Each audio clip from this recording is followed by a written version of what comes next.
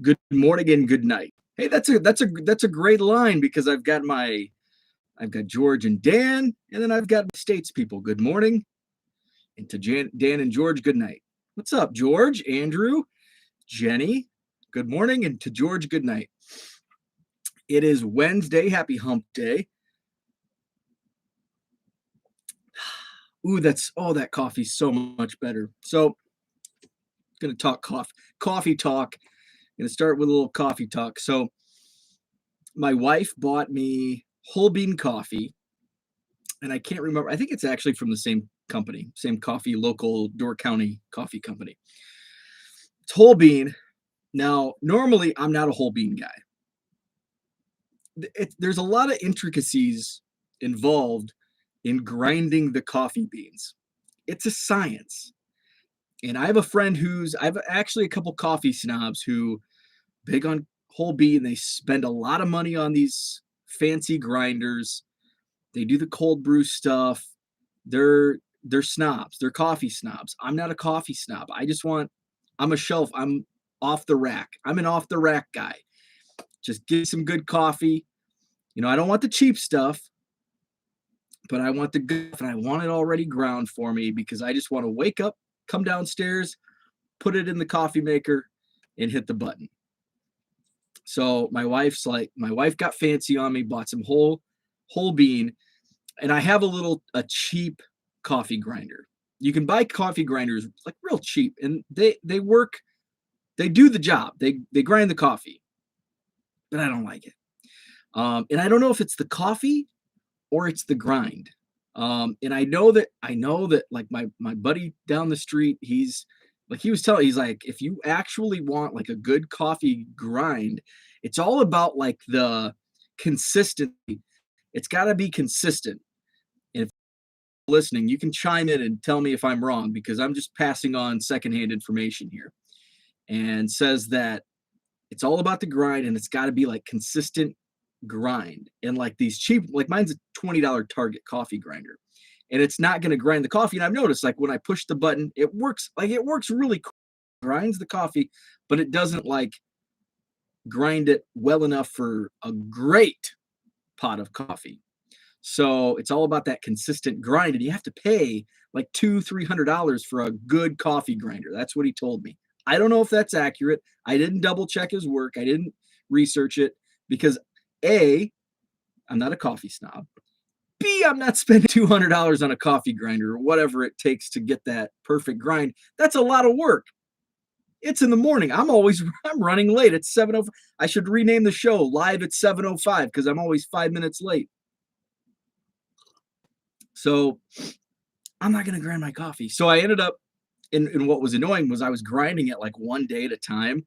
So then I'm running late and it's like, oh, I got to grind my coffee. So I just wait. I wouldn't have my coffee until after the show, but I like having my first cup of Joe as I go live. So I was at the store, had to do some grocery shopping yesterday. I'm like, oh, ground coffee. And it's my favorite kind. It's the peanut butter crunch from Door County Coffee. So I'm happy with my coffee this morning because the coffee I've been making the last couple of days, it's like, oh, this is not good. Zach, what's up? Dan is with us. Good evening to Dan. Ed, good morning to you. Yeah, Dan says Jon Lester has retired. And that news to me, here was my first reaction to Jon Lester retiring. Good. It's time. It is time to hang up the cleats. So Jon Lester, he had a great time with the Chicago Cubs, won a World Series, had some great seasons with the Cubs. So he had a good run with the Chicago Cubs. He is to that age. I think he's older than me. I think he's in his 40s. So it was time. That was my first inkling on my first thought on the Jon Lester news.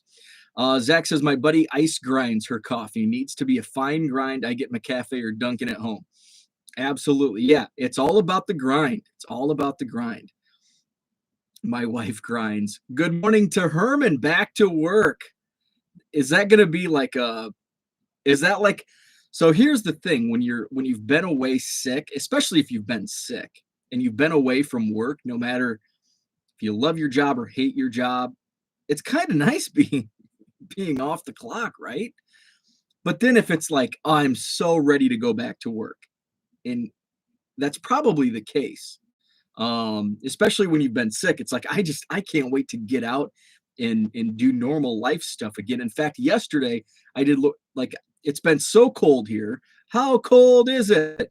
It's been so cold. It's been in like below zero for like the last, I don't know, 2 weeks since like New Year's. So I'm like, I just do I mean, some days it's been so cold, it's like, I'm not going to the post office today. I'll put my coat on, go down to the end of the driveway and put the mail in the mailbox, skipping the post office. But it warmed up. It got up to 30 yesterday, which feels amazing after it's been like so freaking cold. So I texted my wife was with her mom doing some real estate stuff. Texted my wife, hey, I'm going to go to the grocery store with my run my errands. She's like, oh, I can do it after this meeting. And I'm like, no, I need to get out of the house for more substantial time than to just drive to the post office and back. I need to like just be out of the house for an hour. So I got a haircut, ran to the post office parking lot. It's been packed. The post office parking lot has been packed since like Thanksgiving, which Thanksgiving to Christmas, always packed. But it's been like, there's been most days, I'd say 6 or 7 out of 10 days, there's not a place to park in the parking lot. I've gone over the stupid parking lot they have at my local post office, but it hasn't been like, it's normally not like that. Like usually you get a few cars, but you know, it's busy, and I go at different times. I'm not going at the same time. So usually I go at like 1, and that's, you know, I think, well, that's a good time because the lunch hour people are, you know, already gone and done. The 1 p.m. they haven't quite got there yet. But it's packed in. So yesterday it was like 2:30 and it's packed at 2:30. Every day the post office has been packed, and this is not like, and I know some post offices are just always busy. This particular post office hasn't been like this except for the holiday season between Thanksgiving and Christmas, always packed. Any other time it's like, I mean, finding a parking spot's not difficult in like outside of that 1 month a year, but it continues to be busy here over the last few weeks. DR says, even 5 minutes late, you're 10 minutes ahead of me. What's up, DR? I was wondering why Lester was trending, didn't click on it. Ed said, solid career. He had a great career. He's in the hall of very good. Like his numbers, if you look at his stats, his credentials, he has, like, you could make a solid argument for Jon Lester being a Hall of Famer. Let's go into Hall of Fame talk too. I don't have any like topics to talk about. Like I just titled it Bowman Draft because hopefully my Bowman Draft boxes are delivered today. But that'll take like 2 minutes of my time. So let's talk Jon Lester Hall of Fame credentials, because I thought about this because I was looking at he showed up on like some ranking chart, or maybe it was career wins. And I'm like, wow, Jon Lester like has the most career wins out of like active players when he was, you know, he was active before yesterday, I guess. So his career credentials, 44.2 WAR, 200. So he's a 200 game winner, which, you know, the old benchmark used to be in 200 is kind of the new 300. Like 200 wins is the new benchmark. You know, starting pitchers just are not going to get to 300 wins anymore. So he had a 3.66 career ERA. He started 451 games, 2,488 strikeouts. So I wonder if we can see, so we can go to Hall of Fame statistics. So we'll look at the similarity scores. So similar pitchers by Baseball Reference. Number 1 is Dwight Doc Gooden. Now there's only one Hall of Famer on his similarity scores, and that's Roy Halladay, but there's going to be another one in Justin Verlander. He's a lock for the Hall. So Justin Verlander's a similar pitcher. Zach Greinke, Doc Gooden, David Cohn, Tim Hudson. So those are the similar pitchers. let's see. Let's do Jaws. I like Jaws because Jaws kind of gives us an overall kind of look at where they stack up. That's just, I always click the wrong thing. Sometimes baseball reference can be clunky. Okay, so starting pitcher on Jaws. So I've talked about Jaws before, but I'll just really quickly read the definition. Jaws was developed by Jay Jaffe. He's a sabermetrician as a means to measure a player's Hall of Fame worthiness. A player's Jaws is their career WAR averaged with their 7-year peak WAR. Note that only batting or pitching WAR are used in determining the averages at a given position. Excuse me. So the Jaws ranking. Oh, what the heck happened here? I think I accidentally clicked on a link. Shoot. I don't want your McAfee. So let's go back to Jon Lester. I'm going to go back to the chat real quick as that loads. I'll get back to Andrew's comments on Bowman Hall of Fame this year. Is Ortiz in? I'll circle back to that. What's up, peeps? 44.2 WAR is not great. What's his ERA plus? Got to wonder if the lockout is influencing some of these retirements. Kyle Seager called it as well. Jon Lester's old, so I don't think the lockout had any influence on Lester. Kyle Seager was kind of that was a question mark. Okay, so let's take a look. So he's actually down pretty far. I think he's ranked 149. So Jon Lester, 149. So when you look at the Jaws rankings, he's not, like Dan said, he's not great. He's very good. Very good. But there are some Hall of Famers below him. Jack Morris only had a 43.5 career ERA. Lefty Gomez, 38.7. Now, some of these older guys, Catfish Hunter is 183. He only had a career ERA of 40.9. Catfish Hunter. Madison Bumgarner way down at 38.2. So 149 is where Jon Lester. Adam Wainwright's actually above him at 138. Bartolo Colon, 132 on the rankings. So if you look at Jaws, it's like, okay, Jon Lester, not a Hall of Famer. Let's go back to John's page. So I'm kind of talking myself out of it. I don't know why I thought on first glance. He's a 5-time All-Star, 3-time World Series winner. Let's see what awards. He was 4th in the Cy Young in 2010. He was 4th in the Cy Young in 2014. And he was runner-up in 2016 with the Cubs. He had a 19-5 record that year. So looks like he didn't. Despite having 200 career wins, Lester never had a 20-win season. He had a 19-win season with the Red Sox in 2010 and a 19-win season in 2016 with the Cubs, and he had an 18-win season in 2018.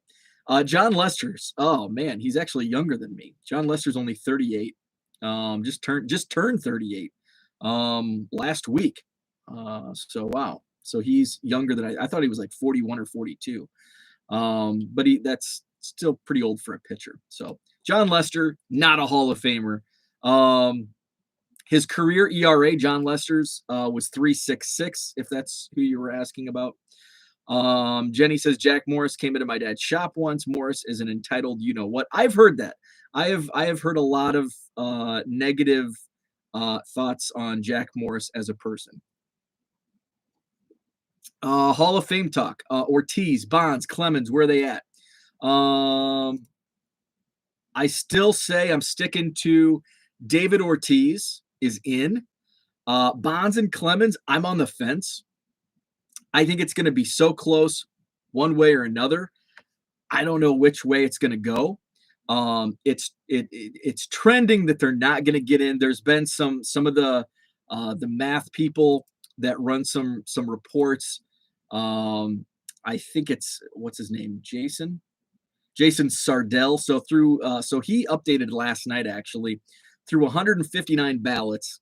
And I think that's about 40% of the ballots. He ran a report. So he's got David Ortiz. So his simulation has David Ortiz getting 80.6% of the votes. Again, the threshold, you have to have 75%. So he would be the only Hall of Famer on this class because he has in his simulation Barry Bonds and Roger Clemens coming up short with 66%. I think it's going to be higher for those two. I do think they will miss. I think they're going to miss ever so, is math people a scientific term? I think it's going to be ever so close. I think it's going to be 71% for Bonds and Clemens. I think they're going to miss, but I think they're going to gain traction. They've picked up about, I think, 2 votes. I think they're +2 among returning public voters. We won't know on the private ballots, but I think some people that keep their ballots private, I believe they will flip because it's year 10 for those two. So I think they'll gain a couple more. I don't think they're going to gain enough, but I predict 71% for Bonds and Clemens. I think Ortiz is going to come in, I don't know, percent-wise, maybe 80%. It might fall because those private ballots are, he's a first timer and they're not kind to first timers, the private ballot voters. And B, he's got the PED cloud over his head. So I think that Ortiz number is going to come down a little bit. And I think Bonds and Clemens numbers will come up a little bit. And he actually, if you go to, so Jason Sardell runs these numbers. He's a math guy. And his handle, let me just, is it going to copy and paste for me? I'm going to copy and paste. That's his Twitter handle, Sarsdell. There was one other guy that Mr. Tibbs, Ryan Thibodeau, retweeted, and his projections were like short of everybody. So yeah, so tracking wise, so at 158 ballots, Ryan Thibodeau, that's 40.3%. Had Ortiz. Ortiz currently on public ballots is on 83.5% of the public ballots. Bonds is on 79.1%, and Clemens is on 77.8%. I think that's higher than it has been in the past at this point in time. Where was that retweet at? There was one other projection. They were pessimistic on Ortiz. I can't find it now. Scott Lindholm. So he has Ortiz at like 62%. If this is a picture, oh, it's a video.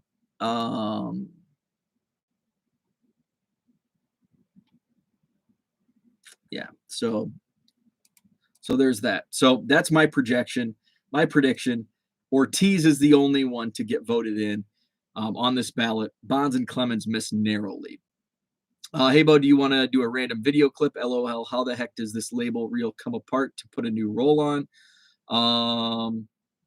Want to do a random video clip. How the heck does this label reel come apart to put a new roll on?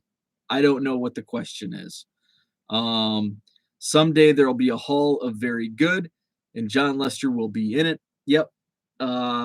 He is a Hall Very Good. Mark Burley, 100%. It looks like Burley's going to stay on the ballot. He'll probably have more than 5%. Scott Rowland. Yeah, Rowland is making a big, he's been making a big push over the last few ballots. And where is he at? Is this his 8th ballot? I'm going to look here. So Scott Rowland is on his, so this is the final ballot for Bonds, Clemens, and Schilling. This is only Burley's 2nd ballot. So it looks like Burley will likely be on a 3rd. Of course, it's Ortiz and A-Rod's 1st ballot. Where in the heck is Scott Rowland? Oh, now I'm going all crazy here. We've got, it's in alphabetical order. This is only Scott Rowland's 5th ballot. Scott Rowland will get in eventually. Scott Rowland is in 5th ballot. He's been making a push the last couple years. he's in. He's going to get in at some point in the next few years. Bonds and Clemens, I think they're going to have to wait for veteran committees. I'm hopeful and optimistic that some of these PED guys will eventually get in on those era committees. So, Hall of Fame talk. Let's talk Bowman. Andrew up here in the chat says, good luck on your Bowman Draft Lites today. Fingers crossed. I don't think they're going to come today. I got in a 4-case random teams Bowman Draft break, 2 jumbo, 2 super jumbo. What are the odds of getting the same team 3 out of 4 cases? Ouch. Unless it's a good team and you get good hits. So hopefully my Bowman Draft Lite boxes come. I bought 10 boxes from Topps.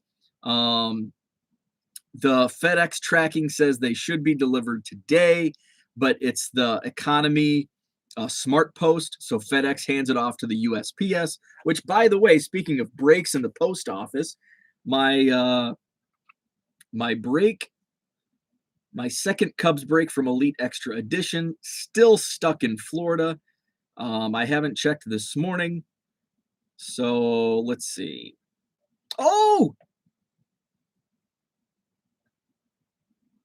holy cow! We've got action. So my Elite Extra Edition looks like it's going to be delivered today. So, excuse me, December 31st, up until yesterday, last night, my second Bowman draft, it was shipped out of Pompano Beach, Florida on December 30th. It reached Opelika. Excuse me, I'm sorry. I have a mute button. 14 years in radio, I should know. Hit the mute button. Opelika, Florida, December 31st. That was the last tracking.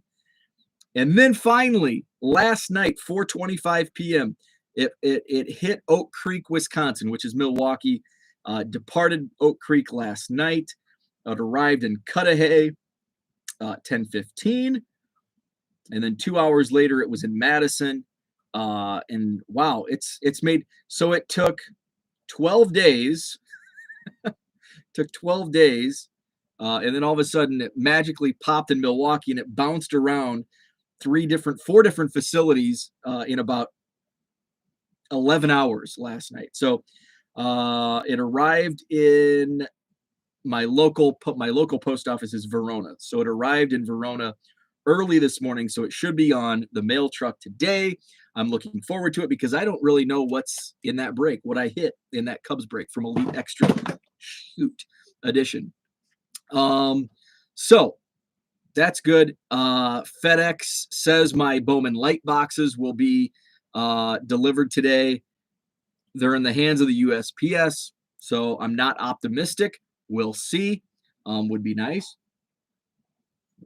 I received a new scanner yesterday from Fujitsu. Thank you, Fujitsu. It's an overhead scanner for you can do slabs and like my higher end cards. So the 7030 I still use, slicker than you know what, and I've been using that. So this scanner will be used for slabs if I have them. I don't usually dabble in slabs, but higher end cards. Hey, if I hit a big card in Bowman by Bowman Draft, I'll use my overhead scanner. It's the I can't remember which scanner it was. I'll have to go to my Twitter because I tweeted it out. It is the Fujitsu SV600, the ScanSnap SV600. So I'm looking forward. I haven't played with it. Took it out of the box. Haven't played with it yet. So let's see. This label maker I bought is out of labels. I bought new rolls, but they aren't on the black frame piece. I'm trying to figure out what I'm doing. Okay, so I assume you're talking about. Ooh, that's already. So there's so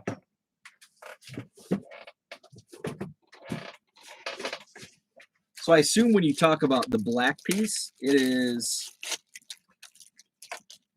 I am just butterfingers this morning.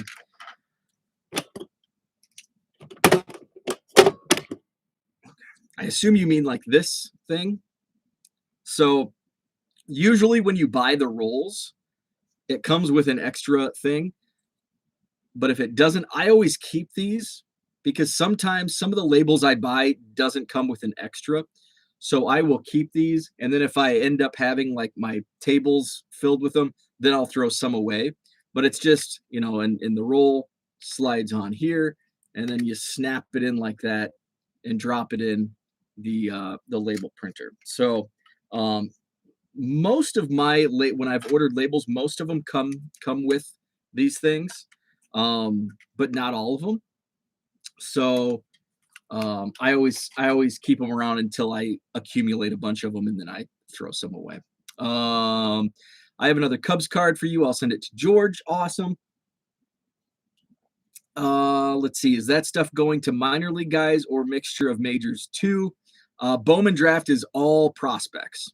So it's mostly guys who were drafted in this past draft, in the 2021 Major League Draft, and then there are some prospects. So it's all no Major League guys though. What are your plans with all that Bowman Draft? They're all going to eBay. Well, all but the Cubs. Keeping the Cubs, and then all the rest will go to eBay. It kind of depends on how many of like each card I may do. I've had a lot of success. So Ken's the master at like the player lots for like for the older stuff, like the Reggie Millers and Charles Barkleys and that type of thing. I've done really well on player lots of like Bowman and Heritage Minors, Topps Pro Debut. So depending on the assortment of cards I get, I may just do player lots because those are really popular among both prospectors and autograph collectors. So I'll move, and I've got I think I opened a case. Did I open a case of Heritage Minors? Yeah, I did one full case of Heritage Minors. So I I did two cases. I think I did two cases. So I have like 15 or 16 of each player, and those sell, really well, the Pro Debut. And as we get closer to baseball, by the way, they're meeting. I think they're having a bargaining session tomorrow, Thursday. So let's pray for my Bowman Draft to arrive today, and that the baseball gods bring us baseball, and a bargaining agreement comes to fruition tomorrow. Fingers crossed. So that's what I'm going to do. Hits are going to eBay. Base, commons, stuff like that. Going to do player lots most likely, and then Cubs in my collection. Speaking of my Cubs update, I was on Hobby Hotline last night. At the end of the show, Suze asked me what's my Cubs count up to. And I'm like, oh, officially it's 735,000, but I've got a couple thousand I haven't counted yet. I misspoke. My official count's actually, what's my official count? I count so rarely anymore because I'm not doing trades, and I haven't been to many card shows, so it's just kind of been trickling in. My official count is almost 738,000. So actually what I have one box from Brian that came last week. And then Tony down from Bolingbrook brought up some Cubs at the Rockford show. So I probably have another 3,000 to 5,000. So I'm going to be over 740,000. I'm over 740,000. I just haven't counted them. So I'm getting close to that 75% mark. Lofty goal this year, 900,000. And you're like, well, how in the hell are you going to get to 900,000? You're still 160,000 away from that number if you're not doing trades. And I've been buying flat rate boxes between 35 and $40 if it's new stuff, with not picked through. I'll go up to like $50.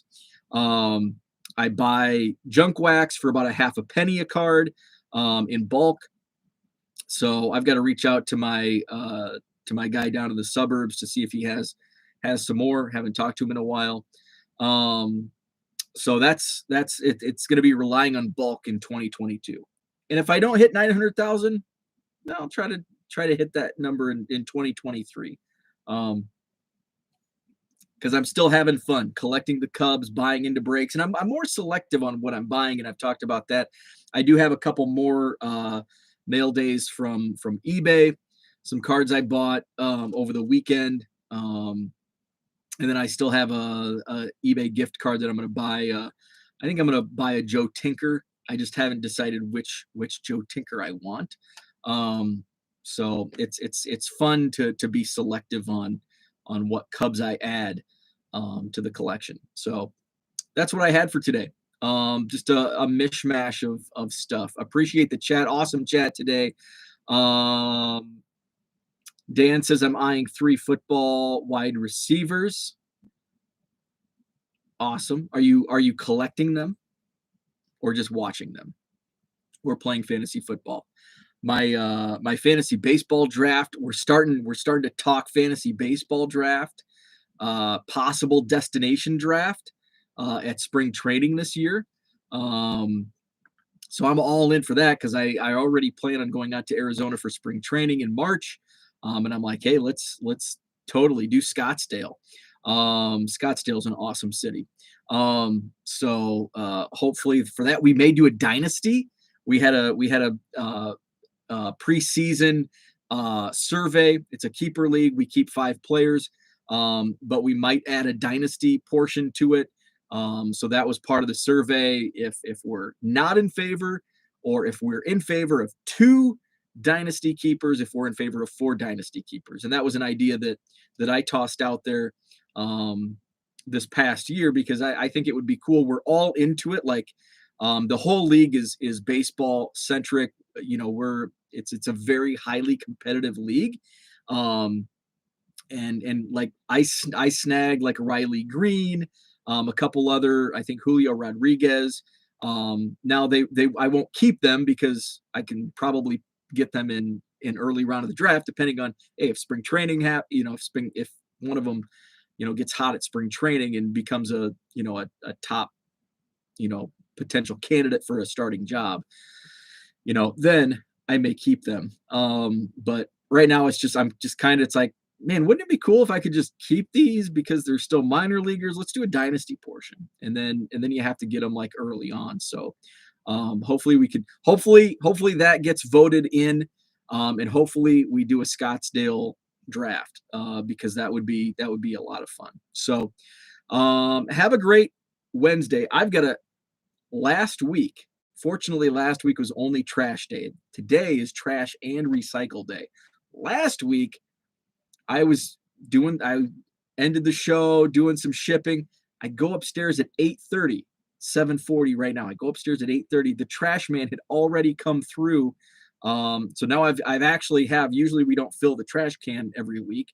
So now I have a full trash can. So I've got to get that out. So I've got to get that all put together. Anyway, I got to go.